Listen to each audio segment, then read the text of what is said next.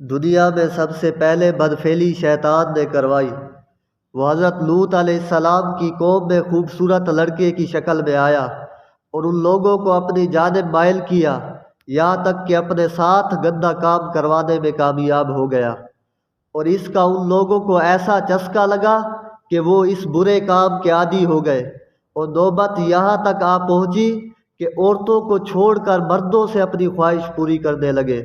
حضرت لوط علیہ السلام نے ان لوگوں کو اس فعل بد سے منع کرتے ہوئے جو بیان فرمایا، قرآن مجید نے اس کو اس طرح بیان فرمایا: کیا تم بے حیائی کرتے ہو جو تم سے پہلے جہان میں کسی نے نہ کی؟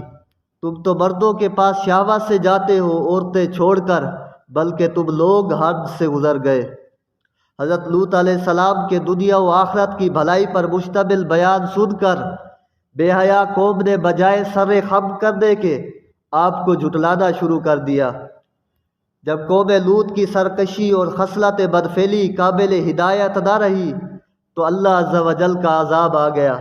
چنانچہ حضرت جبرائیل علیہ السلام چند فرشتوں کے ہمراہ خوبصورت لڑکوں کی صورت میں مہمان بن کر حضرت لوط علیہ السلام کے پاس پہنچے۔ ان مہمانوں کے حسن و جمال اور قوم کی بری عادت کے خیال سے حضرت لوط علیہ السلام فکر مند ہوئے۔ تھوڑی دیر بعد قوم کے بدفعلوں نے حضرت لوط علیہ السلام کے مکان کا محاصرہ کر لیا اور ان مہمانوں کے ساتھ بدفعلی کے برے ارادے سے دیوار پر چڑھنے لگے۔ حضرت لوط علیہ السلام نے نہایت دل سوزی کے ساتھ ان لوگوں کو سمجھایا، مگر وہ اپنے برے ارادے سے باز نہ آئے۔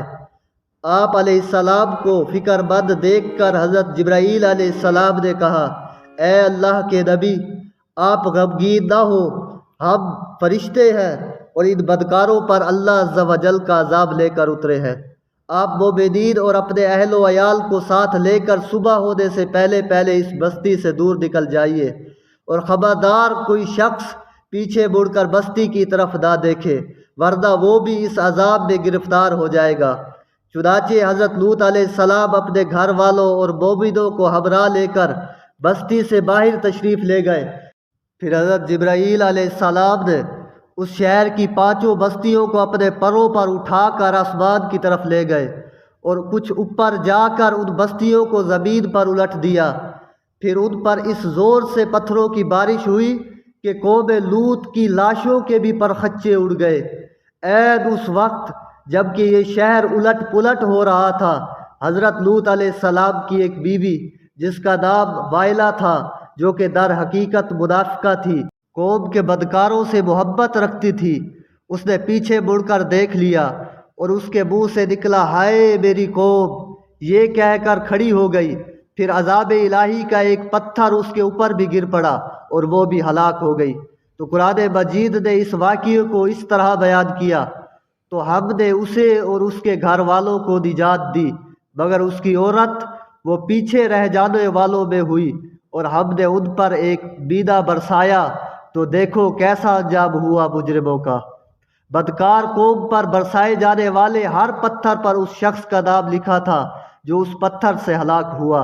حضرت لوط علیہ السلام کی قوم کا ایک تاجر اس وقت کاروبار کے سلسلے میں مکہ مکرمہ آیا ہوا تھا۔ اس کے نام کا پتھر وہیں پہنچ گیا، مگر فرشتوں نے یہ کہہ کر روک لیا کہ یہ اللہ عز و جل کا حرم ہے۔ چنانچہ وہ پتھر 40 دن تک حرم کے باہر زمین و آسمان کے درمیان لٹکا رہا۔ جو ہی وہ تاجر فارغ ہو کر مکہ مکرمہ سے نکل کر حرم سے باہر پہنچا تو وہ پتھر اس پر گرا اور وہ وہیں ہلاک ہو گیا۔